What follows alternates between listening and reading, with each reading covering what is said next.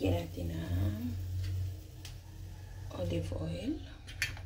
Then, yung bawang, yung sibuyas. Lagyan natin ng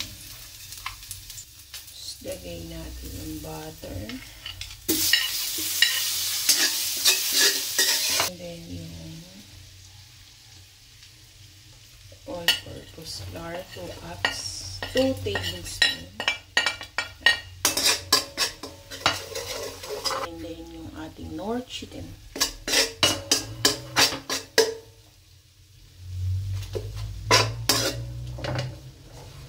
One cup muna.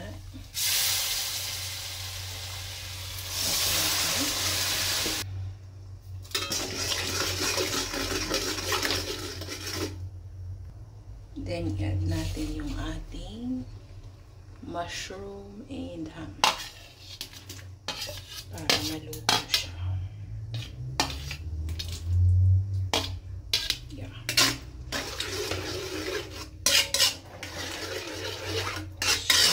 So, then in 5 minutes, add natin yung milk natin.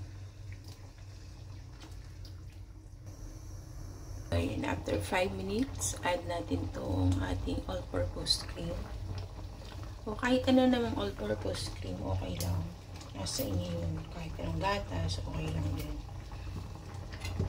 Kung anong gusto nyo.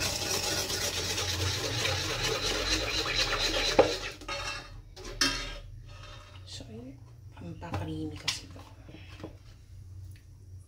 So, ayan na guys. Creamy-creamy na siya. So, hindi ako naglalagay ng cheese kasi creamy na to. At saka, malasa na yan. So, nasa inyo yun kung gusto nyo na dagdagan after ang cheese.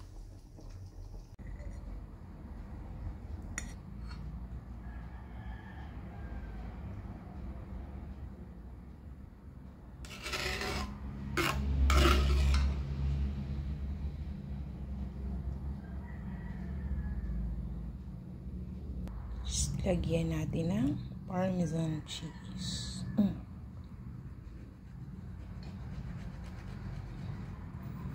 So, mahilig ako sa Parmesan cheese, kaya damihan natin ng Parmesan cheese.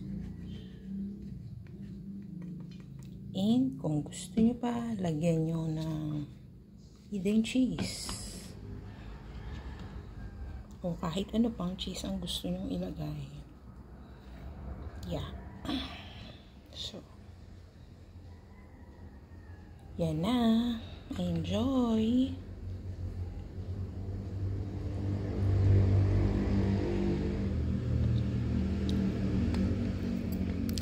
Mm-hmm.